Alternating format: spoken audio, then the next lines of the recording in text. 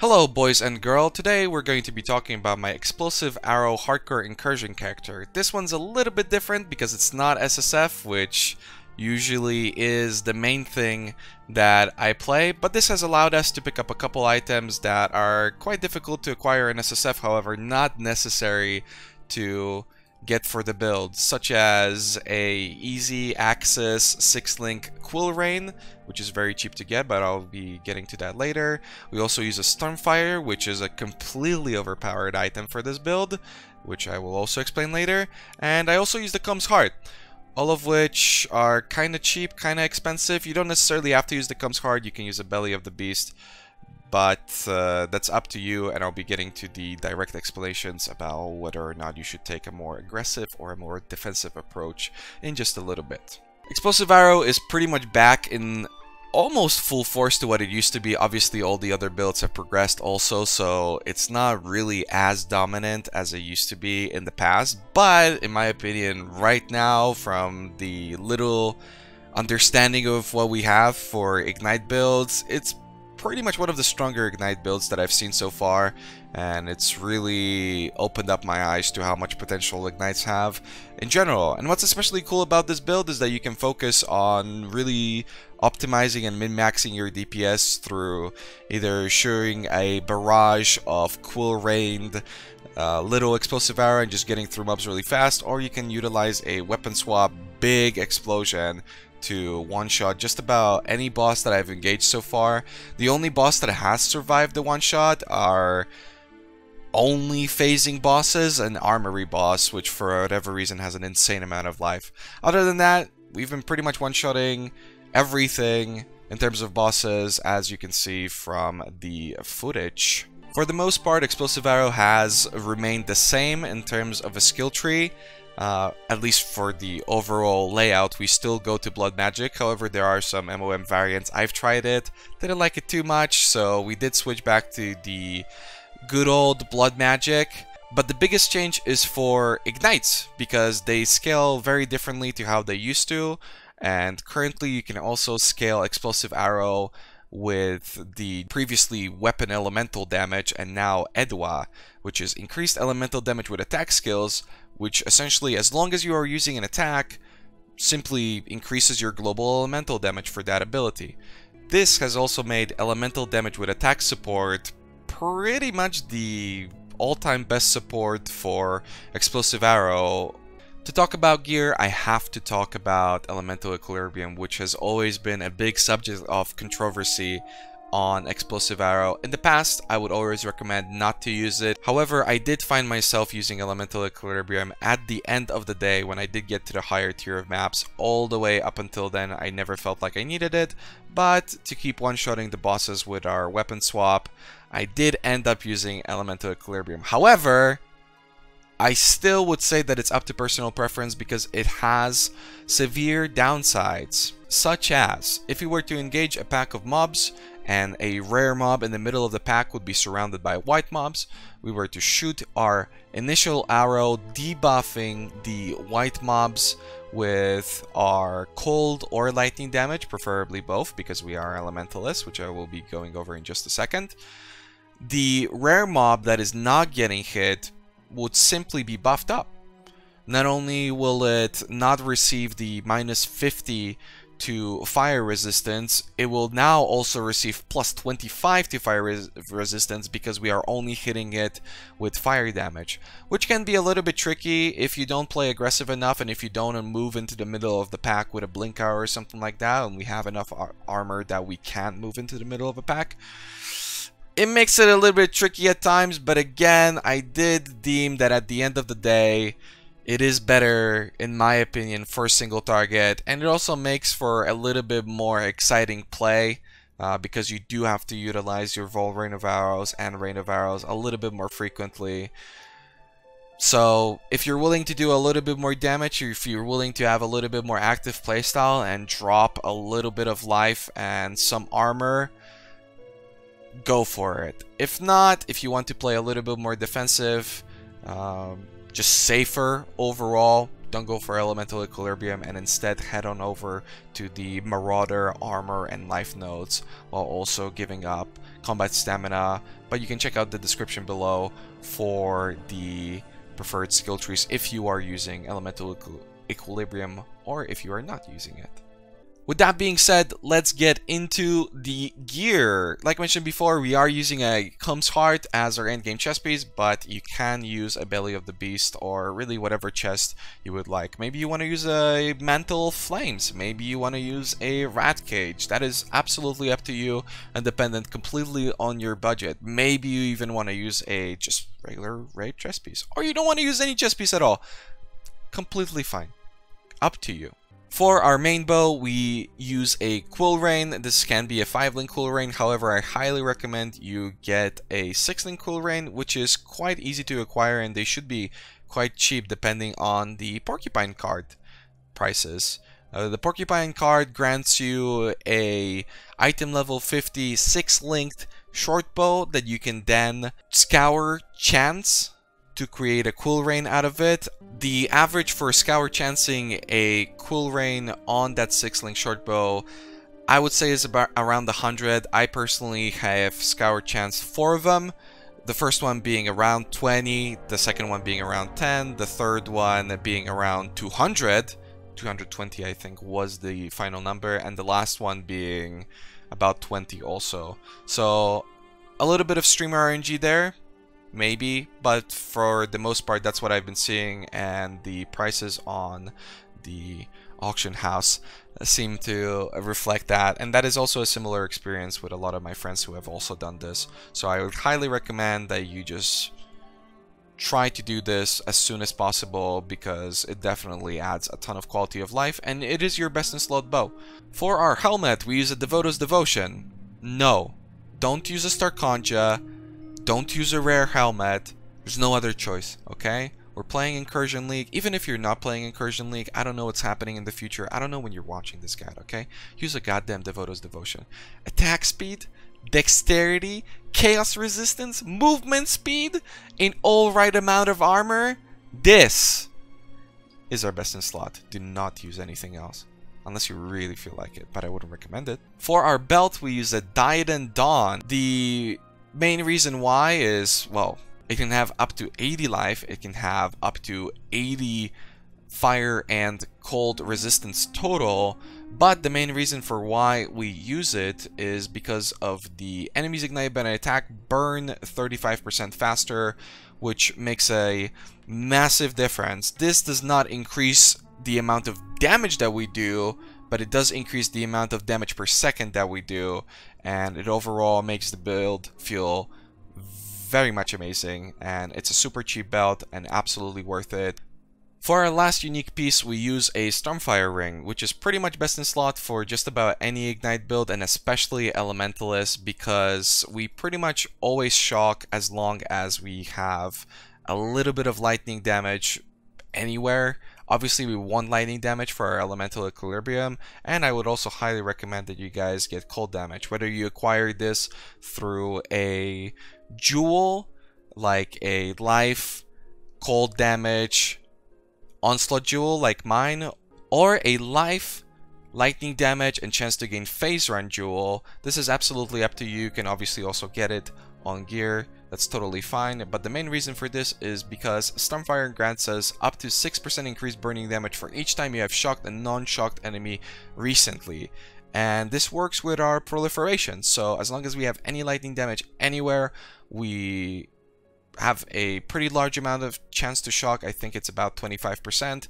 This proliferates and we hit many targets, so anything we almost ever hit is always shocked by 20%, and because our proliferation is so big, this means that our Stormfire just grants us that much more damage, and as long as you keep the ball running, it's always our best in slot item. The rest of our gear is rare. You can see it all on the screen. It's nothing particularly crazy in my case. Just be sure to get increased elemental damage with attack skills on your remaining ring and amulet. Try and cap out your resistances, which shouldn't be too hard. Try and get as much armor as possible, but Don't worry about it too much. Do try to get a around 300 plus accuracy affix somewhere on your gear, because it does help a little bit. However, I wouldn't really worry about it too much, because sometimes it is actually good for us to miss with our explosive arrow, because then it can stick to the mob that is behind the pack, essentially resulting in a pierce,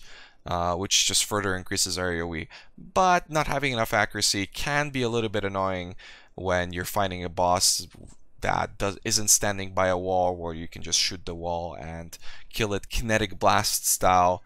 So do keep that in mind, and I would recommend just getting that little bit of accuracy. For our boots, make sure to just get as much movement speed as possible. I would recommend a minimum of 25. We do use our blink arrow to move around, but primarily we are running, and without a Queen of the Forest, this is a pretty major deal. And that is also why earlier I talked about people using phase run, because any boost in speed goes a long way with this build. Our weapon swap bow is preferably a +3 bow with attack speed on it. Again, you can absolutely get porcupine cards that currently don't cost that much, but maybe they will cost later on the release of this video. On hardcore, they're about 2 chaos a card, which means that it's only 12 chaos to get a 6-link short bow. And what you can do with this now is get a shrieking, so a upgraded screaming essence of rage, and by simply applying it to the bow, you will get a +2 fire bow, which already is enough. You've got your weapon swap, single target, just craft attack speed on it. It's absolutely fine. But if you want to go a little bit further, you can multi-mod Mastercraft, which I'm sure you can look up through plenty of videos. This costs 2 Exalted Orbs, and you can get your +3 instead. But again, the initial +2 to socket at fire gems goes a long way. Be sure to use a Rage Essence though, and not a Dread Essence, because the +2 fire damage will also apply to things such as combustion and burning damage, which honestly goes a long way, rather than, yeah, just having a +2 bows, which doesn't really do a whole lot. The quiver is our filler spot, so do keep that in mind. You pretty much can get anything you want on it. I do recommend you get life, get resistances so that you are capped or over-capped for elemental weakness. That's absolutely up to you. Do try to get the increased elemental damage with attack skills. That obviously goes a long way. And if you can, maybe get the lightning damage here, maybe get the cold damage here. Definitely don't get a piercing quiver. That's a pretty big deal, because explosive arrow fuses do not stick when they fuse. So absolutely avoid quivers that have base fire damage if you're going to be using elemental equilibrium, and absolutely do avoid those piercing quivers. Maybe try to pick up some accuracy, but again, that is absolutely up to you, and it depends on what is available on the trade site at the time. The skill gems, this is for our main setup. I'll talk about the weapon swap in just a little bit, but for our main setup, we use Explosive Arrow, less duration, elemental damage with attack support, combustion, burning damage support, and also greater multiple projectiles.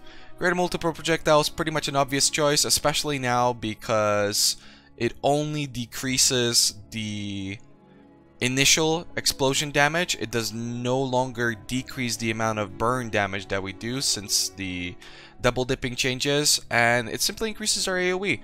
So definitely should be looking to use this. If you need a little bit more damage, you could use an LMP, but I personally wouldn't recommend it, because yeah, you can bounce this off of walls, and generally a wider AoE just goes a long way, because you get so much increased radius on a build like this that I really wouldn't see a reason to use it, because it doesn't scale the ignites anymore. Burning damage support, oddly enough, this is our 6th link, so maybe I'll talk about it in just a little bit. Less duration, the standard choice for Explosive Arrow. Obviously, we want those fuses to go off as fast as possible.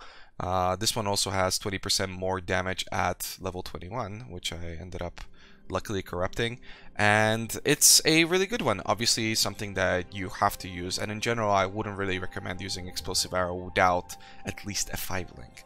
Elemental damage with attack support, this is something that I talked about earlier. It's pretty much the greatest support that we have because it simply makes it so that we have 55% more elemental damage, which also scales both our initial attack and our ignite, which is very massive for Explosive Arrow and one of the biggest reasons for why it even works now. Combustion. This is a new gem. Absolutely necessary. In the past you would use a chance to ignite, but it wouldn't be nearly as strong. Right now Combustion is a little bit busted for a lot of the proliferation builds because not only does it have at level 21, again got pretty lucky here. Unfortunately I didn't have a level 21 Explosive Arrow in either of the setups, but we got a bunch of 21 support gems. 30% more fire damage. Again, this scales both our burn and our initial attack. 50% chance to ignite. An absolute necessity, in my opinion. Having 100% chance to ignite is very much needed. Yeah, you've got the conflux and whatnot, but especially on a single target, if you don't get that ignite every now and then, it just doesn't feel all that great. And the big one is enemies ignited by support skill have -20 to fire resistance, which proliferates, which means that the enemies as a base always have -20% to fire resistance, which means that not only does it increase our initial damage, but also acts almost like a elemental equilibrium with pretty much no downside. And again, because it's on a prolif, everybody's always affected by it, which is a huge deal for ignite builds and definitely a gem that no matter what, even if you have something that simply gives you more damage, you should always be simply gives you more initial damage, you should be always utilizing Combustion in your ignite builds. And yeah, oddly enough, again, our 6th link is burning damage support, which is a amazing support, but everything else is simply better. That's how good Explosive Arrow gets to scale right now. On our weapon swap, which isn't necessary, just so we're clear, I very rarely ended up using the weapon swap. It's absolutely not necessary. This is on a +3 bow to simply have a setup that we don't use GMP with, but instead focus on that big burn. It's just really cool to use. One-shotting bosses is super duper fun, especially when you got them ignited and they just instantly melt away. It's super cool, but not a necessity. However, I will explain it to the people who do want to put a little bit more currency into the build and utilize things such as this. So again, Explosive Arrow, elemental damage with attack support, Swift Affliction, Combustion, burning damage support, and deadly ailments. I would use Swift Affliction as your 6th link. You might be seeing that we use deadly ailment support, which is a amazing support for just about anything ignite now. I would love to use it on my main support, on my main links, but we don't have a 7 link, so I can't. Which is, again, weird because anybody who's played Ignite builds, they're like, oh, this is like the best gem ever, but our links are so good that we actually don't even get to utilize it in our main setup. And everything else should be pretty much self-explanatory. You might also notice that I am not using less duration, and instead we are using Swift Affliction. This is for the higher multiplier and also allows you to combo your abilities a little bit better, because the way the game recognizes the Explosive Arrow damage source is through the initial fuse. So what you can do is you can shoot with your single target once. Obviously this bow will be significantly slower because it's a +3 bow and not a quill rain like on our main setup. So you can shoot with this bow once, weapon swap quickly. Again, that's why we don't use less duration, so that the mob doesn't blow up prematurely. And you can fill him up with the remaining 4 arrows off of your quill rain, which should be significantly faster, at which point the enemy will still take the amount of damage that it would as if you were shooting the +3 bow the whole time. So our single target damage. Naturally, like for most builds nowadays for hardcore, we use a regular cast-when damage taken setup.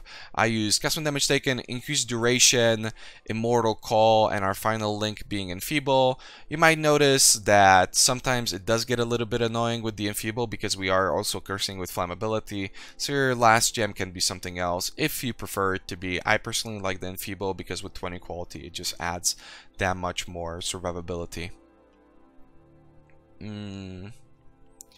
And like mentioned just a second ago, we do use a curse on hit flammability setup, which is linked to our Rain of Arrows. So we use Rain of Arrows, curse and hit flammability, and I also like to use Blink Arrow in this setup. It is not linked to anything like faster attacks or anything like that, but it is super useful because if we blink on top of mobs and then use our Explosive Arrow, these mobs will be cursed by flammability, therefore increasing our damage. And it's a really good way also to apply Elemental Equilibrium to the middle of the pack, but I will be talking about Elemental Equilibrium in just a second.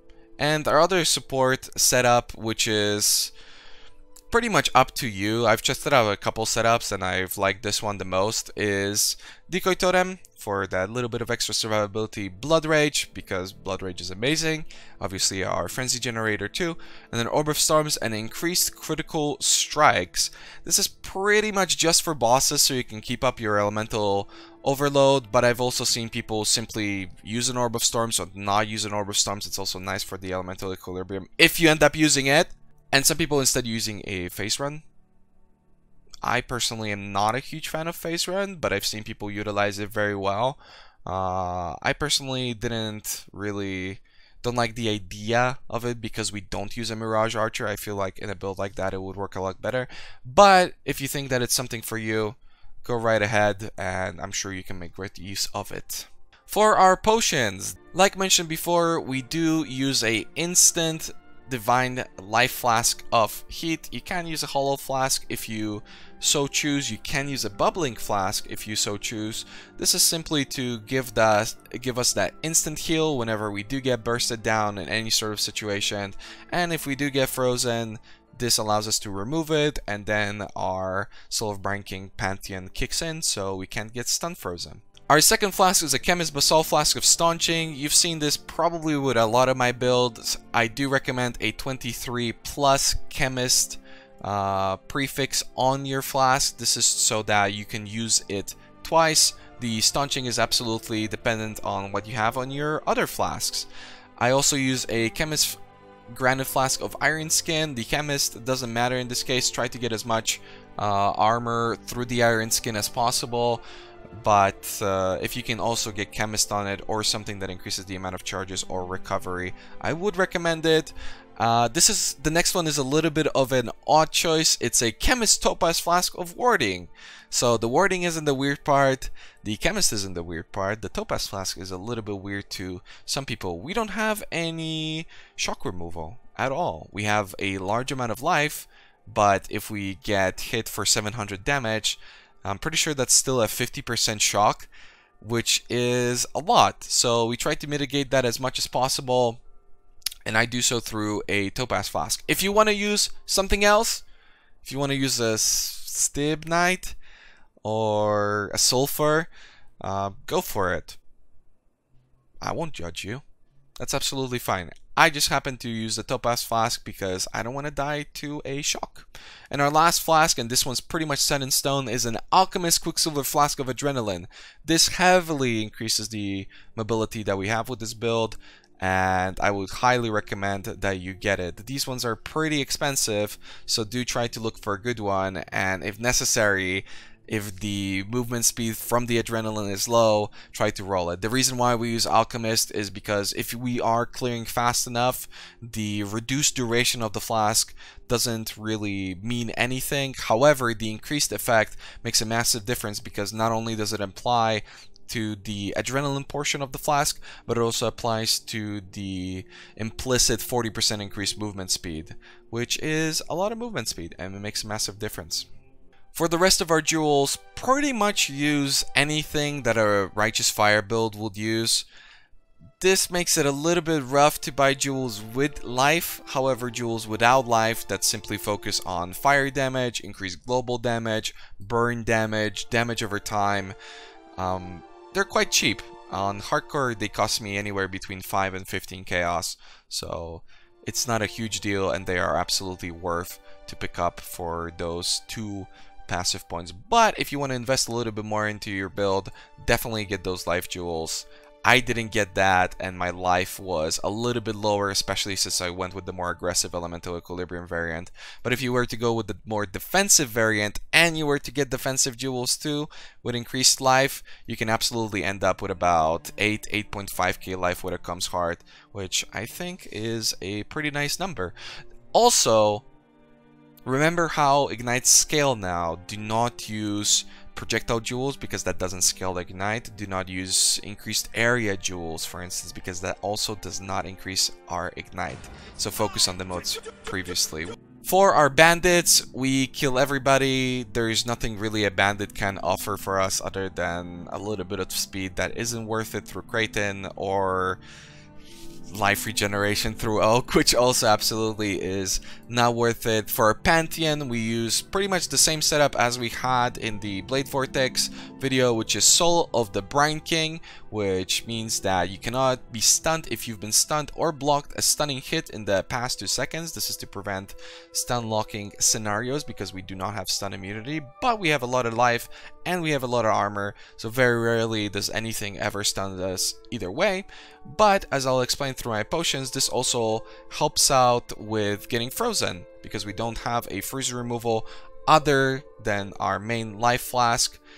And through Soul of the Brine King, this allows us to get the captured Puruna buff, which is you cannot be frozen if you've been frozen recently. So we can easily remove the freeze, and then we won't be stun frozen, if that's a thing.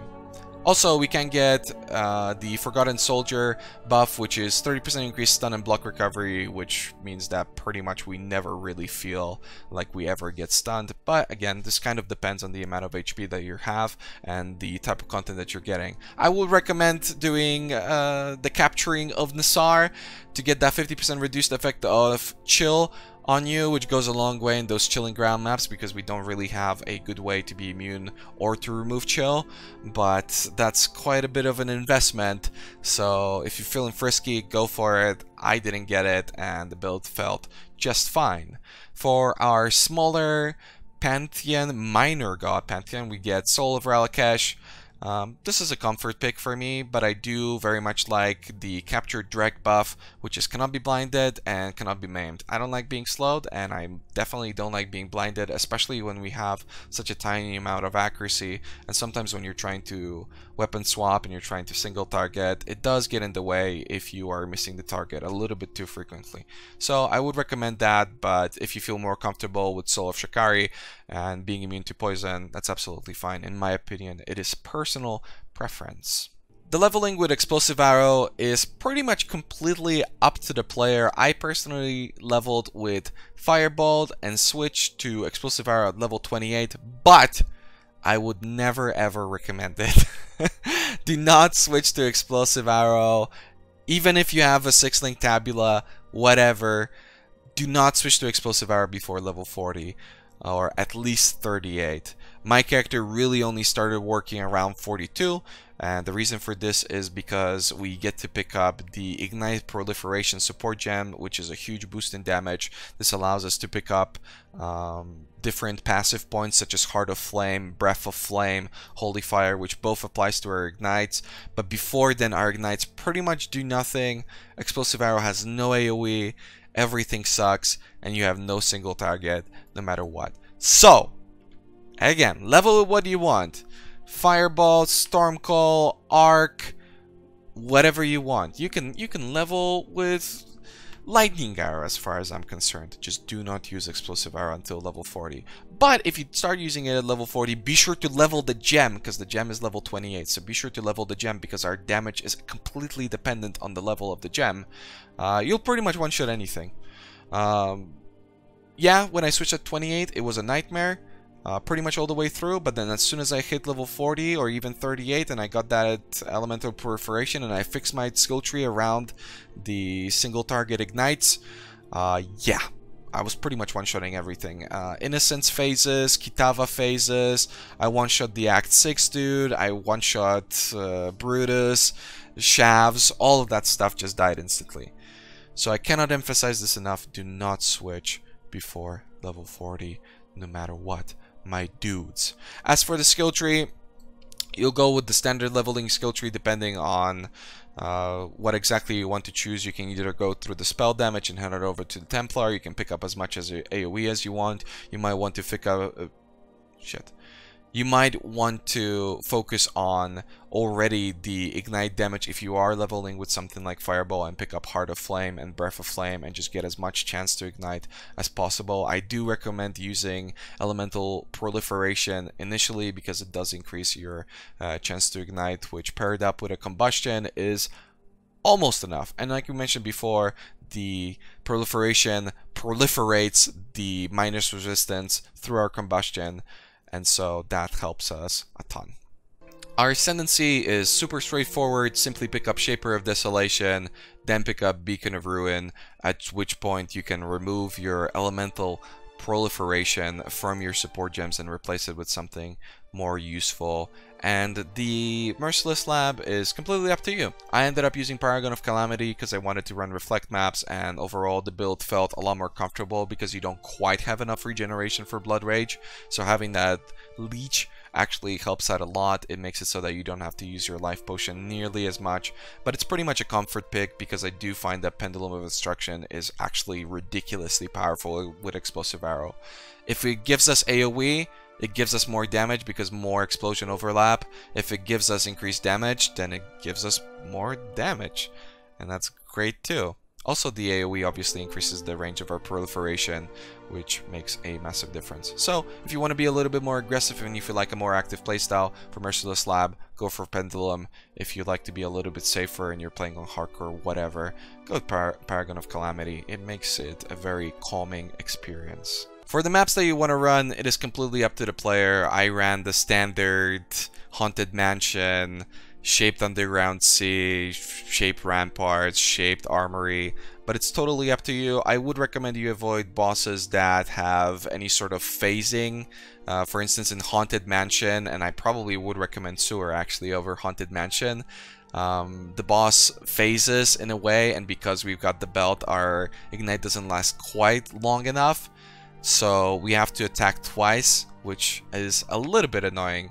So overall, I do recommend you run bosses that maybe hit hard because we can live through it, but don't have any phasing and don't have any sort of like double, he's respawning out of nowhere type of scenarios. And that is all. Hope you guys enjoyed the guide. Remember, if you enjoyed the video, to subscribe to the channel and check out our other guides or speedrun videos. Appreciate you guys. See you later. Bye!